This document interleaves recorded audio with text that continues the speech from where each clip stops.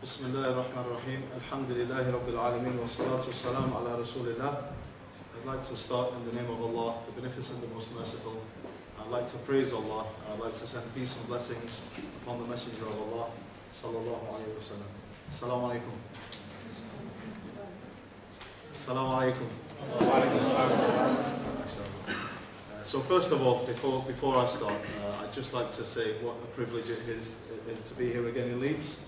It's a place which is very dear to my heart, and there are many special friends here for me in the city of Leeds who I've known for many years. And I'd like to thank Leeds New Muslims for putting in the time and the effort to arrange an event like this. And I'd also like to thank everybody, each and every person who's taken time out of their busy schedule. As we all know, everybody's living these super fast-charged, busy lives nowadays. And you've taken some time out of your schedule to be here today. So we ask Allah Most High to make the time which you've sacrificed the time of benefit, inshallah, in this life and the next. So I've been invited to talk about Britain's first Shaykh and his forgotten mosque. And in all honesty, this is the disclaimer right from the start. I'm not a historian. I'm no expert on this field. But it's something which I'm personally very interested in. I'm interested in the history of Islam in this country, as I'm interested in the history of Islam throughout the world. In fact, it's not just the history of Islam, I'm interested in history in general. And I'm sure many of you are, and that's the reason why you're here today. Imagine taking time out of your Saturday night program to come and listen to a lecture on history. How much you people must love history, mashallah, mashallah. But the point is, history is a very important aspect of a Muslim's belief. And the reason it's an important aspect, we can see when we go to the Book of Allah, the Quran, we can see how such a huge portion of the Quran is dealing with history. It's dealing with stories from before, whereas it could have given us the guidance, Allah could have given us the guidance without mentioning the stories of Prophet Musa alayhi salam, Moses and Jesus and Noah and all these past generations. It could have happened and we could have been guided. However, Allah chooses in His wisdom to reveal to the Prophet Muhammad, peace and blessings be upon him, to teach us about all the things which happened in the past. And there's a reason for that, because wise people, wise believers, people of intellect, people of intelligence, what they do, they benefit from the past. The way they benefit from the past is in two ways. The first way to benefit from the past is to recognize what good attributes and characteristics and qualities people of the past had, and therefore they can take them on and imitate them. And they can also recognize what negative and evil, if you like, and bad characteristics people had in the past, and they can avoid them. So there are many lessons we can take in the past, and even many English sayings will confirm this. You know, if we talk about English sayings in regards to the past. History repeats itself. Have you ever heard that saying? In Arabic, there's a saying, a similar saying with a similar meaning. They say, "Man la madiya lahu la hadira lahu." Whoever does not have a past does not have a present. And one of the aims of this presentation today, inshallah, is to let everybody here know, as British Muslims, that we have a past. And we have a past. And once we're able to discover that past, and dig up these roots and discover these gems which have been left as inheritance for us in this community, then inshallah we'll start to understand and make our present firm, and inshallah things will look good for the future. So we'll talk today about Britain's first Shaykh and his forgotten mosque. Now I'm not sure how much people already know about this story. It's one which is slowly being unravelled. Especially over the last 5 to 10 years, it's a story which is being discovered more and more. But it's still a hidden secret for many people. Even in the city of Liverpool, which is where Britain's first Shaykh and his forgotten mosque were from, very few people in the Muslim community are aware of this amazing history. But I personally believe it's a story, and it's a narrative, and it's a lesson which everybody would benefit from taking. Everybody in this society, not just the Muslim community. Even the wider non-Muslim community, because it's their heritage also. So inshallah, let's start. What I hope to cover today, inshallah, is to briefly look at the ancient history of Islam in this country, i.e. before the time of the first mosque the First Shaykh and the Forgotten Mosque. We'll briefly skim through that, but the reason I want to do that is to demonstrate that Islam is nothing new in this country. It didn't just arrive 50 years ago with economic migration and migrants coming to work in the steel factories or in the cotton fields. Islam was on the British agenda, as it were, for a long time before that. And when I talk about Islam in this context, I'm talking about the Islam of the Prophet Muhammad, peace and blessings be upon him, i.e. Muslims, who will have been known in the past as Mohammedans and all these other names which they were referred to. So the point is, Islam has been around for a long time. And then the most important period, which we're going to be covering today, is Islam in this country in Victorian times. And it was an absolutely amazing period. A period where the Muslim community was firmly established and they were really developing. So how can we link into that as a modern community today and take lessons from that? Then we look at the man who was known, and this is Britain's first Shaykh, as William Henry Quilliam, who later went on to be called a Sheikh Abdullah Quilliam, Sheikhul Islam of the British Isles. Sheikhul Islam. In other words, the Grand Sheikh of the British Isles. This was an official title, and we'll look into the history and the details behind that. Then we can have a look at the Forgotten Mosque, which today lies on a street or in an area called Brougham Terrace. It's a building called Brougham Terrace, and that is the site of the Forgotten Mosque. And we'll look about the mosque as a building, how it came into the hands of the Muslim community, what activities were run from this site, and a few more details on that. Then we can look at recent renewal, because there's a move at the moment, there's a move at the moment to bring this legacy back to life, inshallah. And we can discuss that, and we'll look at some lessons from the past. So, to start, the history of Islam in this country. Could anybody have a guess what is the earliest evidence we have of Islam being on these islands? When I say these islands, I'm talking about the British Isles as we know them today, the United Kingdom. Can anybody have a guess how far back we have evidence of Islam being here? Moorish period? From the Moorish period, mashallah. I'm sure that there is lots of evidence from the Moorish period. This is what we were discussing now. I thought you were going to be a little bit closer to today, but mashallah, spot on. And this is the point, right? Because what we can do, we can see throughout history, Islam has been a part of the scene of the United Kingdom. It's not just about the Muslim communities here today. And one of the earliest pieces of evidence, tangible evidence, that not only there was signs of interaction with Muslims, but that's something more than that. We have this relic which exists in this country. It's actually in the British Museum in London, is this coin you can see, which is called King Offa's coin. King Offa's coin. And I don't know if you can see the coin properly, but you might be able to see in Latin there's an inscription on it which says Offa Rex. And the Latin experts amongst us will be able to tell us that means King Offa. King Offa. So this was a British king who has this amazing coin. We'll talk about the coin a little bit later. But the date of the coin, make a note of this date, is from the year 780. So this is over 1,200 years ago. We'll talk about the significance in a few minutes. At this time, as you can see there, you can see Al-Andalus. Al-Andalus. What is Al-Andalus? Al-Andalus is Islamic Spain. Muslims entered into Al-Andalus and started to rule Al-Andalus from the year 711. And they ruled the vast majority of the Iberian Peninsula, which is modern-day Spain and Portugal, all the way up into southern France. It was a Muslim country. The first language in Portugal, in Spain and southern France was Arabic. It was a Muslim country.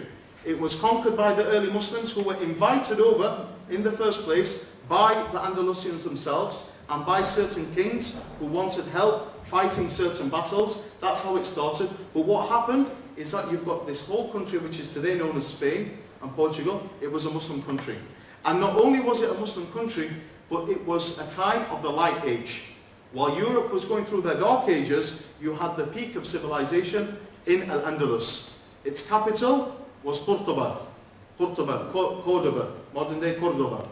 And what you had there was this amazing, quote-unquote, superior culture which was being exported all over the world. This superpower in terms of education, in terms of clothing, in terms of food, all the sciences were mastered in Al-Andalus. The kings of Europe would send their sons and daughters to university to study in Al-Andalus, pretty much the same way that the kings in Muslim countries today send their sons and daughters to study in the United States or in this country in Britain. Why? Because it's considered to be more culturally or more civilized and advanced than the rest of the world. In other words, if you wanted knowledge, you would go to Al-Andalus, you would go to Muslim Spain. So bear in mind, Britain in this time was in what are known as the Dark Ages. Dark Ages, there was not much enlightenment in this country, there was very little education, people were living very, very, very basic lives. Very basic lives. Well, whereas the people in Andalus, they were excelling in all the different styles of music and all the different types of perfumes and smells and all the different types of sciences, and they were, mashallah, they were enlightened people. And so within this period, as Al-Andalus is also growing, you've got British involvement in the Crusades. In the Crusades, which were more or less the battle, the Christian battle for Jerusalem, to take Jerusalem from Muslim hands. And what happened during the Crusades is you had this meeting and this contact between the likes of King Richard the Lionheart and Salah ad-Din al-Ayyubi, who was the general or the leader of the Muslims back then, and the Muslim army. And the example we have from that, as many people will know, I don't want to preach to the converted, pun intended, but the irony is that Salah ad-Din is famous and he's written down in the books of history because while he's the leader of the enemy's army, King Richard the Lionheart, a king of England, while he was injured, Salah ad-Din sent his own personal physician and his doctor to give treatment to Salah ad-Din, to King Richard. So he gave his doctor to tend to the sickness of the leader of his enemy's army. This was another example of this interaction. So as I'm sure you can assume, when King Richard and the rest of the Crusaders come back to the UK, come back to England, they're talking and they're telling people stories about the Muslims. So contact was already there. Closer to our time in history though, what we see is the time of the Ottoman Empire, when the Ottoman Empire kind of took over from Al-Andalus. In the same way that Al-Andalus was the capital of the world and the head of the world in terms of science and scientific development, what you had was the Ottoman Empire, whose capital became Istanbul, which was formerly known as Constantinople, which was, before the time that the Muslims conquered it, was the head of Christendom in the world. In the same way that we have the Vatican today in Rome, the equivalent to the Vatican for Christendom was in Constantinople. And Muslims conquered Constantinople, took over the whole, and they really developed as a civilization. In fact, they were an empire which lasted, as you can see, almost 700 years. 700 years. That's a long time for any empire. If you just look at the books of history and see how long empires usually last, 700 years is a long time to be a ruling empire. So what you have is this country. Imagine going back in time, maybe 500 years ago. And Andalus has just gone into decline, but now the Ottomans reign, as it were. And Europe was feeling under threat as well, don't forget. Europe in general was feeling under threat from the Ottoman Empire. They felt very threatened because they were much more developed. Many of the medical instruments which we use today, many of the sciences which we use today, even the coffee we drink every day in this country, it all comes from this Ottoman influence, the influence from the Ottoman Empire. And what you can see in the 1600s with the East India Company, which was the British company, who went out now into the Indian subcontinent. So now they're exploring and exploiting to some extent.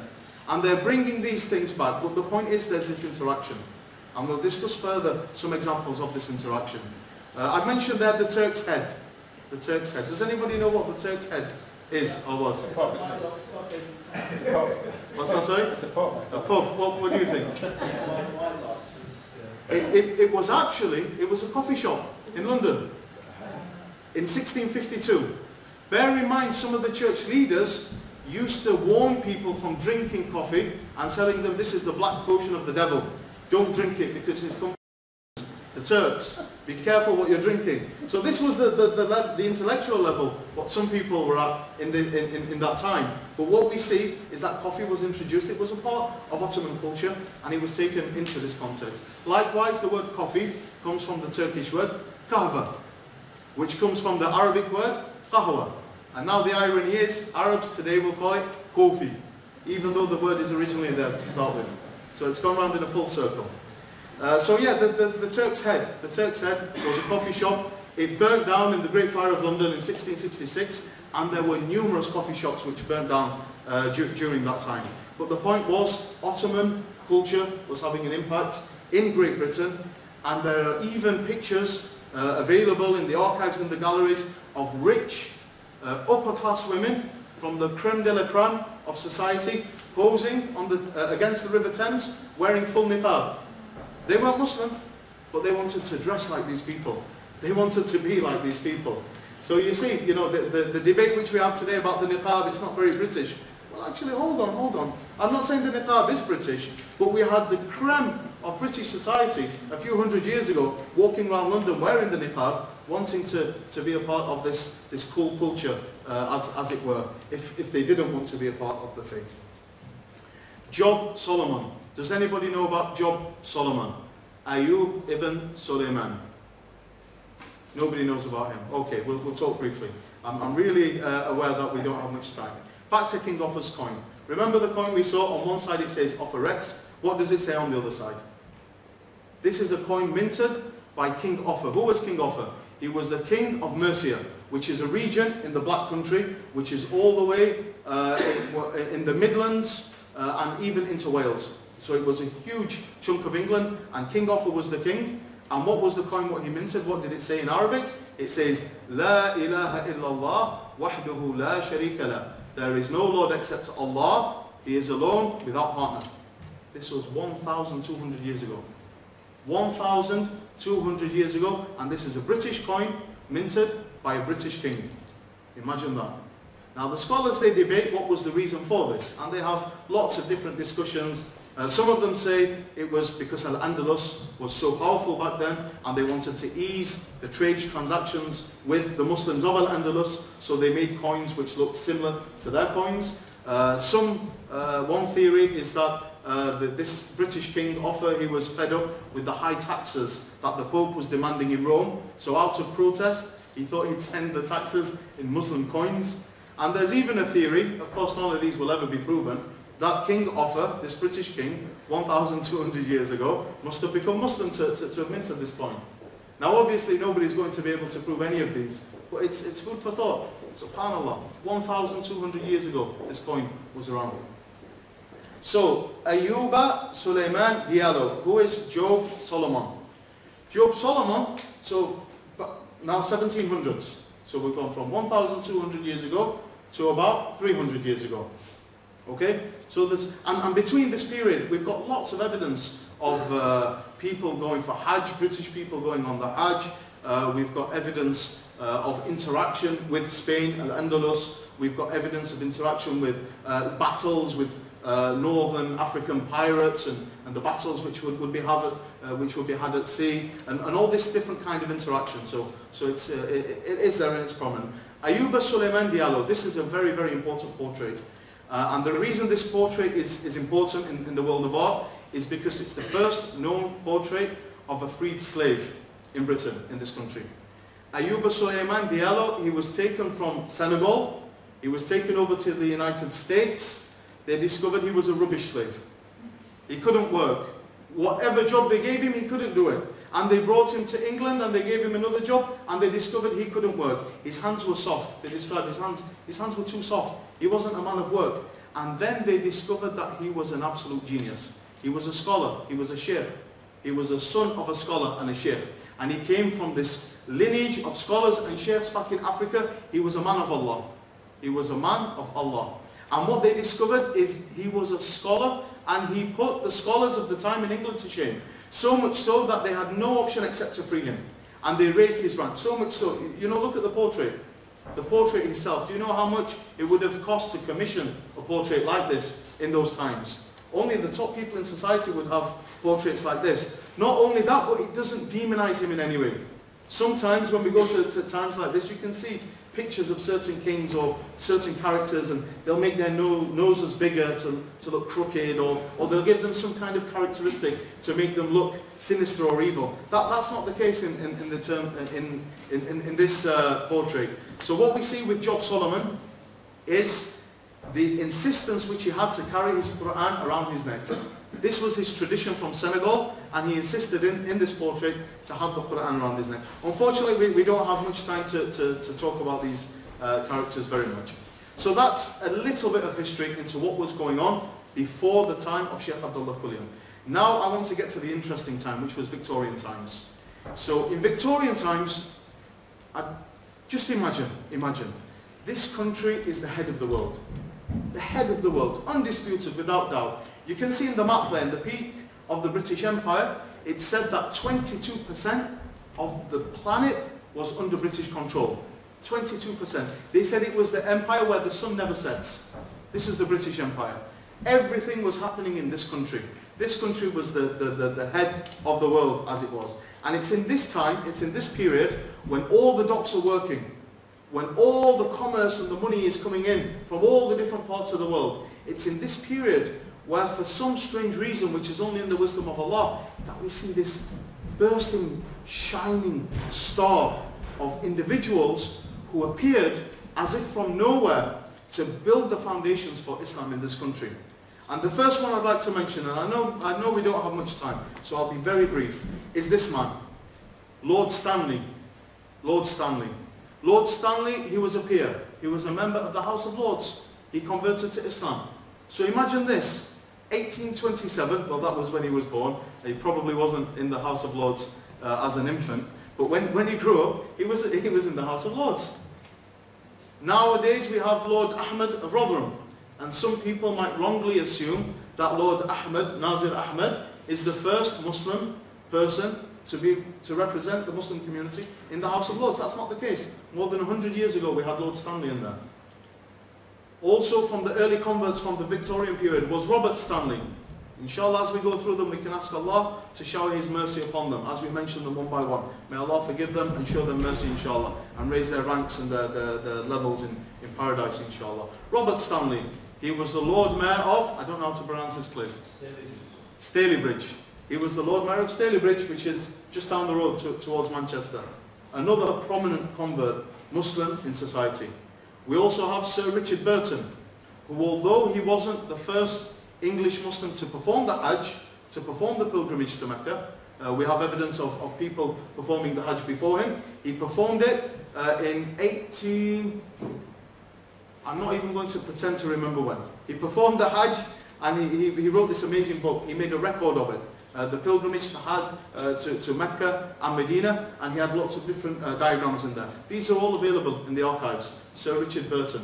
And as you can see, they're from the upper class. They're from the leaders of society, as it were. Another such person is Baron Headley, once again, from this top level of society. We have another example, Lady Evelyn Cobbold. She was from Scottish pure blood, if you like, and she's known to be the first British Muslim lady to perform the Hajj. She's the first British Muslim lady to perform the Hajj. And this photograph, I assume, is before she became Muslim, because she became Muslim when she was 45 years old, and she went on the pilgrimage when she was 65 years old. And it's well documented. There are many photographs of her on the pilgrimage and so forth. Another one of the great stars of our legacy, of our tradition, is Marmaduke Pickthall. May Allah reward him and show him His mercy. Marmaduke Pickthall is very well known. He was the first person to translate the Quran into English, who English was his mother tongue. The first person to do it. The first Muslim, rather, to translate the Quran into English. And as you can see the copy of the Quran, many of you might have seen this version of the translation of the Quran. Even today we benefit from the work which he has done. Another example is Yahya and Nasser Parkinson. Yahya was very close to Sheikh Abdullah Qulian.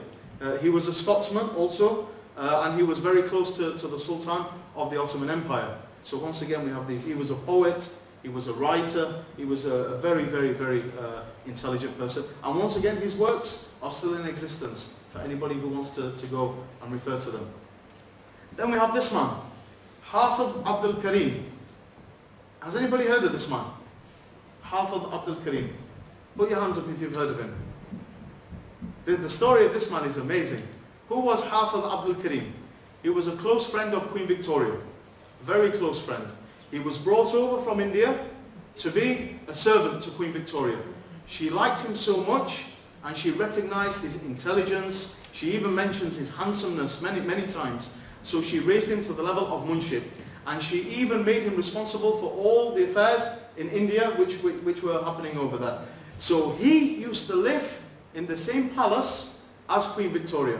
And not only him in his turban, but also his wife and his mother-in-law, they were also part of the royal residency. And when you look into the story about it, it did cause a bit of friction because other people within the royal household were jealous of this man, jealous of his relationship to Queen Victoria. He used to teach Queen Victoria Urdu language. Imagine, Queen Victoria, she was very interested in these things. She was very close to this man and he had a huge impact on her. Whenever she used to travel abroad, she used to insist that he comes with her. People felt embarrassed, some people felt jealous, some people were angry, they were upset. But this was the man who Allah chose to be in this country one of the most influential Muslims that we've ever seen, that this country has ever seen. But now, it's time to move on. It's time to move on to the reason why we're here today, to talk about Britain's first Shaykh. So even though Hafid Abdul Karim, he had his influence and he had his position, and even though all the people we mentioned before were great examples of men, I believe they're shadowed by the example of this man who we're about to discuss now. This man who was known and who was born as William Henry Quilliam. May the mercy of Allah be upon him. So let's talk a little bit about William Henry Quilliam.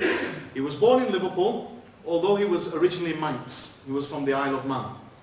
He was from a very, very prominent family, a very well-respected family in society. He was a practicing solicitor by trade, so that in itself kind of suggests in Victorian times, to be a solicitor would have been, to be very well respected in society. He was from a practicing Methodist family. Many of his relatives were ministers of the church, and he himself likewise was very involved in the church. He was a public speaker for the temperance movement. He went on to be the leader of the temperance movement of Liverpool. If nobody knows what the temperance movement is, it was a movement and a group of people who were predominantly practicing, believing Christians, but they were against consumption of alcohol. They didn't believe that there was any good in alcohol. They were against alcohol and they were teetotalers, if you must. Not only were they teetotalers as a choice, but they also used to argue that alcohol is not a Christian concept. It's not a Christian principle, and it's against our faith and our religion. So Shaykh Abdullah Quilliam was brought up in that, and he gave his first talk to the gathering of temperance members when he was 7 years old. So he was a leader in the making. When he was 7 years old, he was talking to people at this movement. Now what happened is he became ill, he was afflicted with an illness, and he was advised to go somewhere where the weather was warmer, so he went down to the British enclave at the bottom of Spain, which is Gibraltar. Once again, an Arabic name, Jabal Tariq, Gibraltar. Okay? And as the story goes, he used to look across the Strait of Gibraltar and see the mountains in Morocco, and he used to wonder what was over in these mountains. So one day, this is the story now, one day he jumps on a boat and he travels across to Tangiers. And he's absolutely astounded. He's amazed at everything. The story develops. He's amazed by the culture, by the people. He's observing their faith and then practicing their faith. And he decides that this is the faith for me. This is my path. And he probably noticed that it was very, very, very, very similar to the lifestyle which he'd already chosen to take on before, which was a lifestyle of philanthropy. He would always help people out. Poor people, destitute people. They would come to him and he would represent them in the courts for free. If he thought that there was injustice being done, he would represent them for free and give him his legal services for free. And not only that, but as we know, he was practicing and a believing Christian. He was against alcohol. There were all these things which were so similar. So I'm not surprised that he did find that Islam was the faith for him. But don't forget, this is in a time where, although we've got these prominent converts popping up here, there and everywhere in Victorian times, there was no organisation. There was no formal gathering between these people. Until Sheikh Abdullah Quliam converted to Islam and decided to found the forgotten mosque, which we're going to talk about, in Liverpool. Now, who is Sheikh Abdullah Quliam and why am I calling him Sheikh? Many people use the word Sheikh today, and unfortunately many people misuse the word Sheikh. People might say, how are you, Sheikh Adam? I'm not a Sheikh. I'm telling you, I'm not a Sheikh. Nowadays we call each other Sheikh. It's as if we're saying brother. But this man, he was called a Sheikh and he was a Sheikh. Now let's talk about why that was the case. Because after he converted to Islam and after he founded the mosque in Liverpool, he became very close to Sultan Abdul Hamid II, who was the Sultan of the Ottoman Empire and the declared Caliph, the declared Khalifa of all the believers in the Muslim world at that time. Sultan Abdul Hamid II. He was who? The leader of all the Muslims, and Sheikh Abdullah Quliam was very close to him, to the point where Sultan Abdul Hamid gave him the official rank and the official title on behalf of the Ottoman Empire of Sheikh al-Islam of the Sheikh al-Islam of Inglaterra, of the British Isles. This was the title given to him.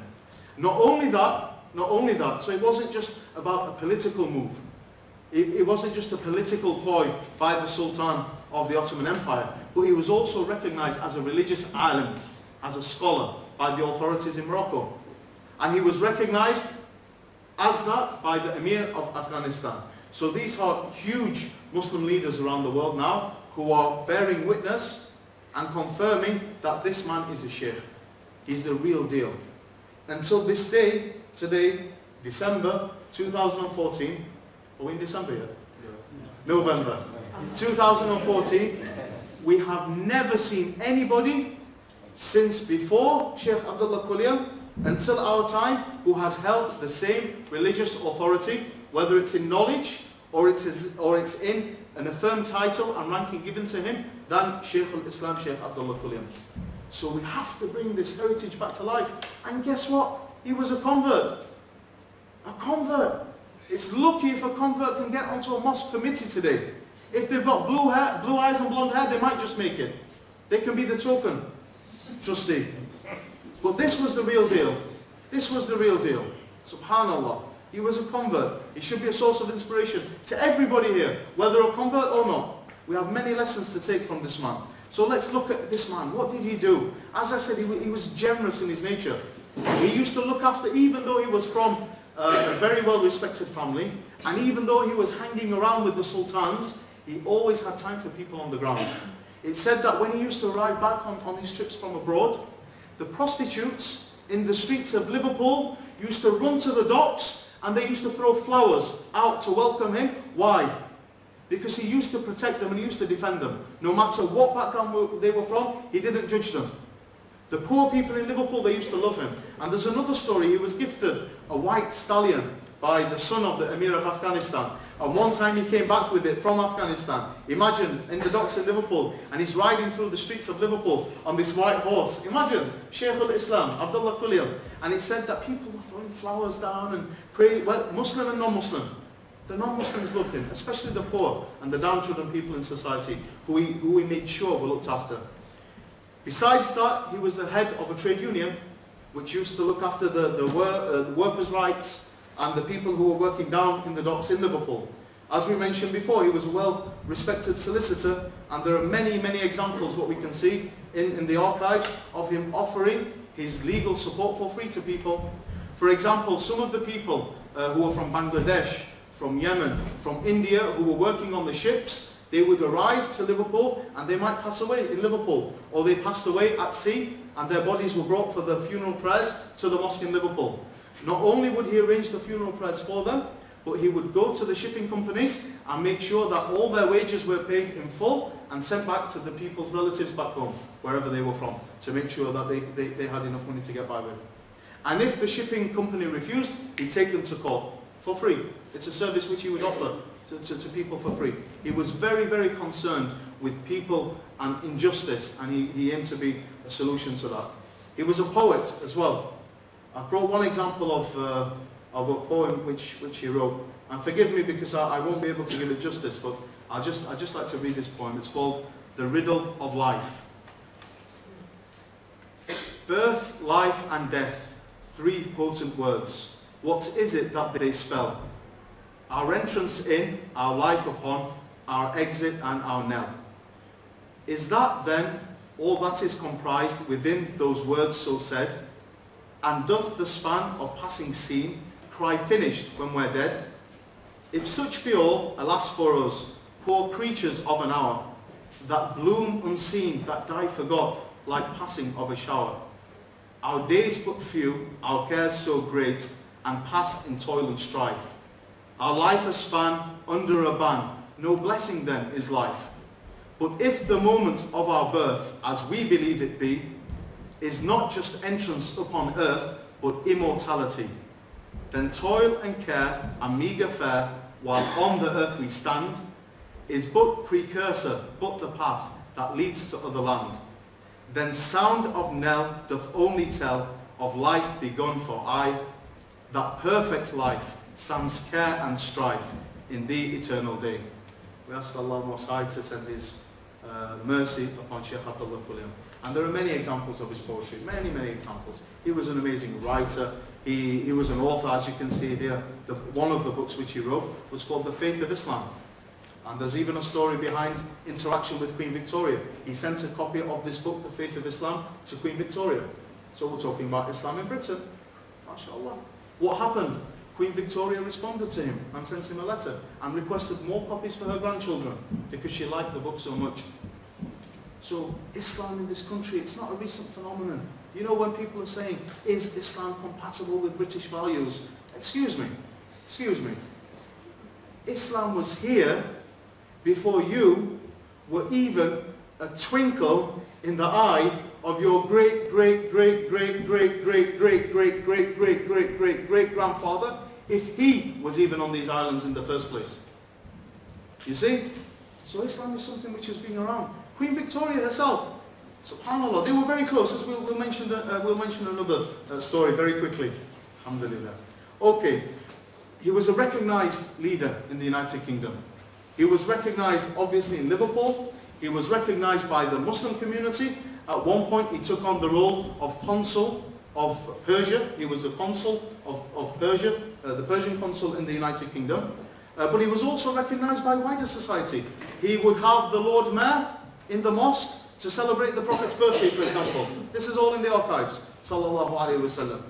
He would invite the leaders of Liverpool to come for times of Eid.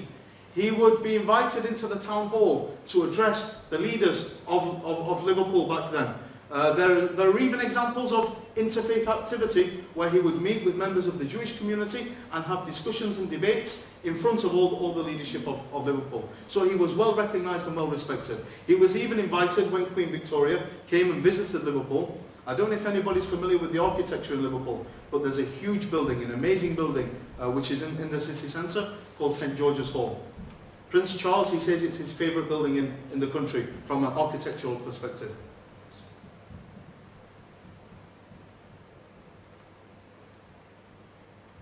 So imagine, Queen Victoria comes to Liverpool. She comes to this huge building, St George's Hall. And what happens is that there's a large number of Indian, British Army officers in there. And there's a protocol which has been agreed between the Indian Muslims and between the British Empire, that when somebody usually stands out of respect for the monarch, they had special permission not to stand up.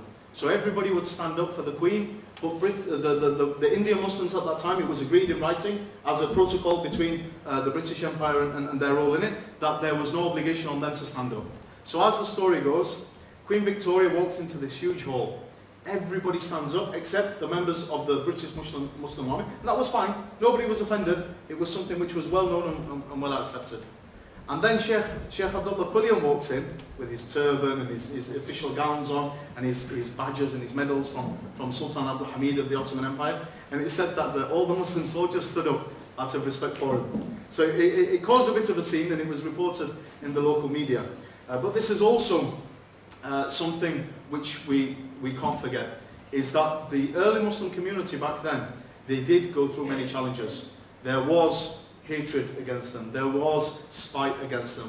They were attacked verbally and physically, and in the media they were questioned, they were told they weren't loyal, they were accused of not being British. All the things which we hear today, and this is one thing I want us to go away with, all the things which we hear today which we think are new attacks, they're very, very old. And this community has been through them all, and they managed to deal with them. And there's no reason why we shouldn't. So one example is that in the mosque, one of the windows would be open, and one of the local brothers, a convert, I think it was actually, I'm not sure exactly who it was, Brother Ali Hamilton. He was the first convert. What he would do is he'd call the adhan, the call to prayer, from the window. And some of the locals would throw stones. And also one of the female secretaries of the mosque, Sister Fatima, she was originally Fatima Cates, she described having horse manure put in her face when she would come out of the mosque, and her family tried to stop her being involved with the community and the society. So people did go through these things. There was negativity, there was media attention, but they managed to deal with it. But the point is, they've gone through these trials and they've gone through these tests, and it's nothing new. And what we can see by some of the things which Sheikh Abdullah Qulian says, we can get an insight into these challenges. And here are some of the quotes which are attributed to Sheikh Abdullah Qulian. And the first one, you can see this was his motto, and this was his style. What did he say? Do your best, God will do the rest. Do whatever you can. And this is obviously, it's an Islamic principle. It's a Christian principle. It's a human teaching. But the way he managed to put it was beautiful, mashallah. Do your best and God will do the rest. We can also assume that there were lots of false accusations being made against him and made against his community. So what did he say? He said, slander is the favourite weapon of cowards. Nothing's changed today. The same still applies. Alhamdulillah. He also said, do you want to be good? Then do good. He was a man of action, as we'll see when we look at the activities which they did. Did you ever hear of a lion who was disturbed by the braying of jackasses? Let them say what they wish. Let them say what they want. I'm on a mission, and I'm going to do the work what needs to be done. SubhanAllah. And then another quote of his is, the present hour is all we have. And he's a man who realized that. He realized that the time which he had was all he had. And he put the foundation blocks in place. And he did so for us to take from his example, inshallah. So now let's look at the community, the first British Muslim community. Speaking of negativity towards them, here we can see a caricature which was a joke or a satire in a local magazine called The Porcupine. You can see him on the pulpit praising, and you've got the Ottoman emblem above his head and in his traditional clothes. So this was one example of the negative media campaign against him. So mashallah, 1887 was the time when they started operating in the mosque, which is in Liverpool, in Broughton Terrace. And 1887 is the time when the first person who converted to Islam with him, James Hamilton, who later became known as Ali, he took his shahada. And the story is this. Ali Hamilton was a member of the temperance movement. Remember the temperance movement? We said it was the Christians who were against alcohol. And what happened is that Sheikh Abdullah Qulian was addressing this congregation, as it were, and the way he would give da'wah would not be a direct, trying to convince with scientific proofs and all the rest. He would be very discreet and indirect with his da'wah. So as he was talking, he said, and I've travelled to many parts of the world, and I've only ever come across one faith who completely prohibits the consumption of alcohol. And then he carried on with his talk about the movement and about their activities and everything else. What happened is that after the talk was given, James Hamilton came up to him. He said, during the talk you mentioned that there's only one faith you've ever come across who completely prohibits alcohol. Now don't forget, this is a man who's given up alcohol. All the group have. Which faith is that? He says, it's the faith of Islam. He says, oh, okay, can you tell me more about it? So the story is, they're walking home. Sheikh Abdullah Qulian and James Hamilton, they're walking home. And as they're walking home, they're having this conversation. And James Hamilton is completely convinced that the faith of this man, Sheikh Abdullah Quliam, and what he's describing is the faith that he wants to take on. So he asks him, before they even reach the door of the house, he asks him, how do I become Muslim? And Sheikh Abdullah explains, it's very easy. All you have to do is say the testimony of faith. I bear witness that there is no Lord except God, and I bear witness that Muhammad is the messenger of God, in front of two witnesses. And James Hamilton said, who would be the two witnesses? And Sheikh Abdullah Quliam says, well, because of the situation we're in, God is the first and I'm the second. So he took his shahada. He was the first person to become Muslim. Imagine, there weren't even two witnesses for them. That was the state. It was very early on, back in the days. But then after James Hamilton became Ali and became a Muslim, then there were always two witnesses for anybody else who wanted to become Muslim. And this is what we see. This is what happened. We can see that the Liverpool Moslem Institute, M-O-S-L-E-M, as it was called back then, the treasurer of it was one of the early converts also, Sister Frances Fatima Cates. This is the sister who I explained. She talks about a lot of the difficulties which she faced with her family, with people from the church, and with people in society at large. But she was very positive, and she carried on. She writes lots of letters.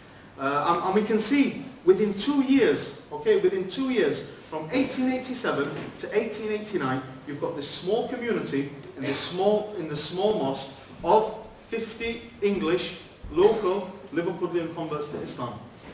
2 years, 50 people. That's quite a, you know, it's quite a lot, especially when nobody knew what this Islam was. Even the mosque, there was a sign outside the mosque at the front. It used to say Church of Islam. Church of Islam. They didn't call it a mosque. Does anyone know why? Because it was the first. If you said it's a mosque, nobody knows what a mosque is anyway. What is a mosque? It was the first one, wasn't it? Subhanallah. So it was known as the Church of Islam. Imagine that. MashaAllah. So by 1897, we'll go through briefly now. By 1897, 150 converts. The makeup of the community, however, it wasn't just converts. You had lots of official diplomats and delegates coming from all over the British Empire on official visits, and they would come up and pray in the mosque. There was a huge number of ship workers who were working on the ships, who were coming into the docks in Liverpool, which is a port city, up until this day, and they would come up and come and pray there. There were weddings held there were janazas and funerals held there, but it wasn't your excuse me, it wasn't an average mosque.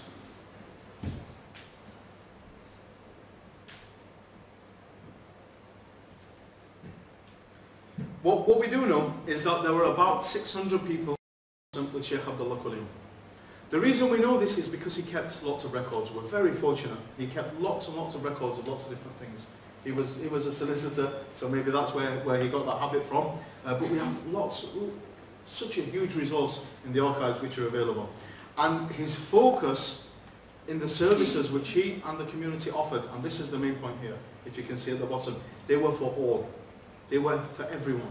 It wasn't just about the Muslim community. So if it was about feeding the poor, everybody would be invited. If it's about representing people who are being oppressed in court, he would do the job.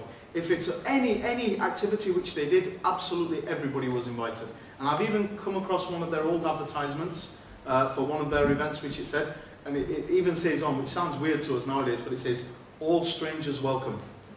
All strangers welcome. In other words, it doesn't matter whether we know you and you know us or not. Welcome. The doors are open. And this was the way of the first Muslim community in this country. Are we like this today? Are our doors open? Let's look at this example and take from it. This is a picture of the Muslim community looking very Ottoman, carrying the Ottoman flags and wearing the traditional fezzes, but also looking very English at the same time, with their smart tweed suits, I'm guessing tweed, and their ties, and you know, they're looking very, very smart and educated and right for the occasion, mashallah. Brougham Terrace, the building itself, and this is important because what you'll find out when we talk about the building is what was much more important than the building, than the bricks and mortar, were the people who were in this, were the people who were involved. There's a saying in Arabic, they say, Al-insan thumma al-binyan. The human first and then the building. And you hear this saying, you know, the place of worship is as beautiful as the attendees inside it. So you might have the biggest church or the biggest mosque in the world, but if there's nobody praying in it, there's no soul, there's no spirit. Whereas you might have a small rundown mosque or a small rundown church, but because the people are beautiful people inside it, you can feel something. You can feel awe. Even today as Muslims, we can go into some churches and you can feel there's something there. And the reason for that is because of the people. It's not because of the bricks and the mortar. And for that reason, when Allah is describing mosques in the Quran, He's talking about Masjid Quba in particular. He says, "Fiha rijal, fihi rijal." Therein are men, therein are people. It's about the people and not about the bricks and mortar. But let's talk about the bricks and mortar. Brougham Terrace was the first Islamic centre in the country. It was known as the Liverpool Muslim Institute. The terraces from number 6 to number 10. Today we only have from number 8 until number 10 because the end two they were knocked down. But they were purchased by Abdullah Quliam, and he purchased them with money which was given to him as a gift by the Emir of Afghanistan. It was a personal gift for him. He didn't say build a mosque with it or do this. It was a personal gift, and Sheikh Abdullah Quliam decided to donate that to building the mosque. As we said before, it was known as the Church of Islam, and the mosque part itself, the part of the building which people prayed in, was not actually part of the terrace. It was a building, an annex, which was at the back of the building itself. And you can see here, this was the way in and out of the original mosque. And you can see the Ottoman emblems. As you probably picked up from now, the links between Sheikh Abdullah and the Ottomans, and the links between the Muslim community and the Ottomans was very strong. They had pledged their allegiance to the Khalifa of the Muslims, and they considered him to be the ruler of Muslims in the world, and they were fine with that setup. And it wasn't even an issue of do we show our allegiance to the Muslim leader or to the British leader. For Sheikh Abdullah Quliam, as we mentioned, he was very close to Queen Victoria, and he was very close to Sultan Abdul Hamid. It wasn't an issue from him, although there were sensitive times. He didn't have an identity crisis. He never questioned himself, but am I really British? Of course he's British. Am I really Muslim? Of course he's Muslim. He was British and he was Muslim, and there's nothing wrong with that. Whoever says there is something wrong with that, show them this information, and they will find out that there's obviously nothing wrong with that. So Abdullah Quliam leaves in 1908. 1908. So such a short period of time. And when Sheikh Abdullah Quliam leaves, he leaves to Constantinople, to Istanbul, and he never returns to Liverpool after that. What were the activities? In Liverpool today, the Muslim community, are we on minus yet? We had one way. Okay. So much of it, no, we're almost finished. We're almost finished. So today, the Liverpool Muslim community is, their estimates of around 20 to, some people even say 50,000 Muslims in Liverpool today. Back in their time, there were about 300 people in that community. 300 primarily converts, and then everybody else who was coming in through the docks. They managed to achieve, over 100 years ago in this country, more as a group of 300 people than we are even close to in Liverpool as a community of at least 20,000 people. They put us to shame. And it's probably the same here in Leeds, if you compare. Look at the activities which they were running. It wasn't just a mosque. They had an orphanage. They would bring in bastard children. This is the story of the prostitutes again. If they became pregnant, they bring the story of Jewish women bringing their children who were born out of wedlock, which was a huge shame back then in Victorian times. Born out of marriage, they would bring them to Sheikh Abdullah Quliam and say, I've been told you look after children. Can you look after my child? Sheikh Abdullah Quliam said, yes, of course we will. Will you allow us, excuse me,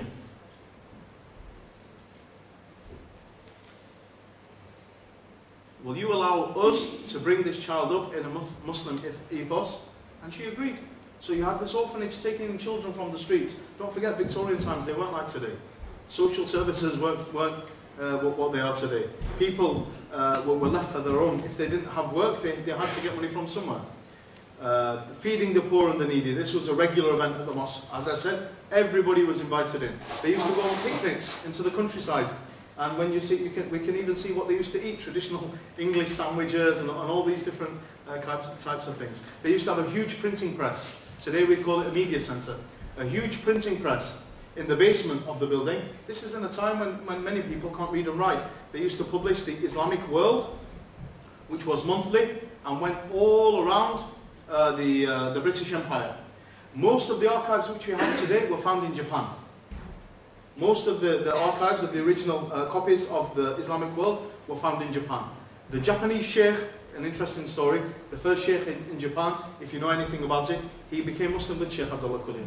They met in Constantinople, in Istanbul, visiting Sultan Abdul Hamid, and he became Muslim there and went on.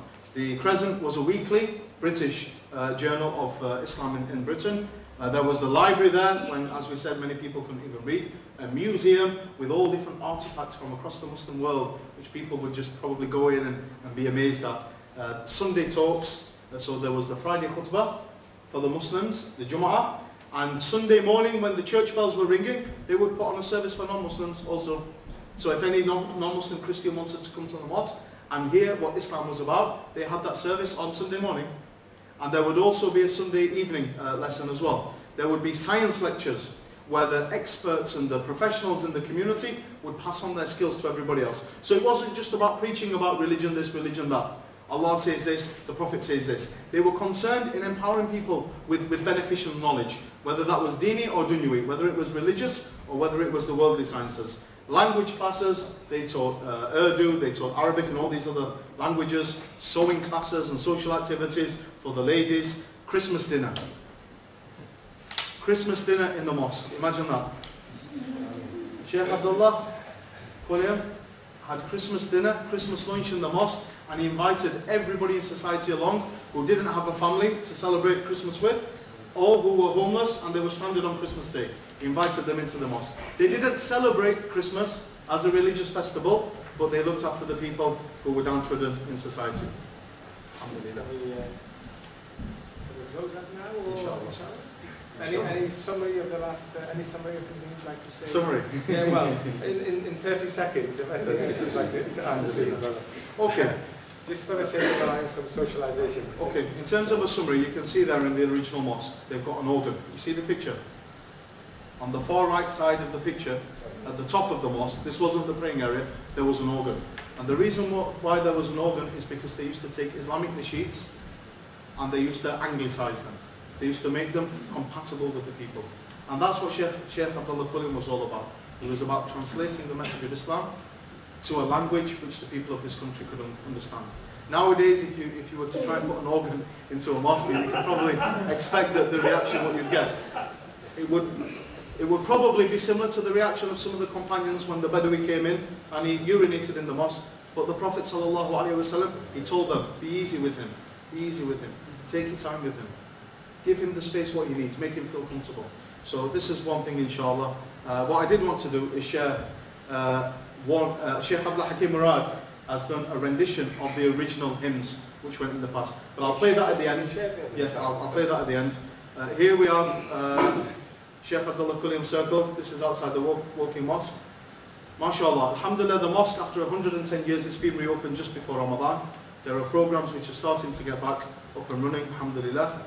And these are the lessons we can take from the past, inshallah.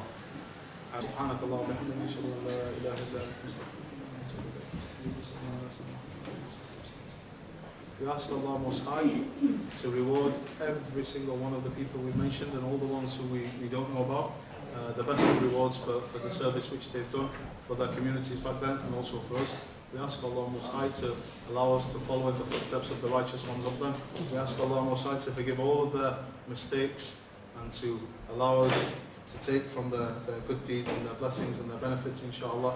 We ask Allah Most High to make us sources of goodness in our communities, in our societies. We ask Allah Most High to make us lights amongst people. We ask Allah Most High to make us those who are a source of benefit to everybody around us. We ask Allah Most High to make us of people of effort, people of pure intentions. We ask Allah Most High to make us of people of patience, inshallah, and people who come together in truth and come together and counsel one another to patience. All praise is due to Allah, and may the peace and blessings of Allah be upon the Prophet Muhammad sallallahu alaihi wasallam. I'm not going to talk anymore, but I am going to put on the English nasheed from William Simon, inshallah.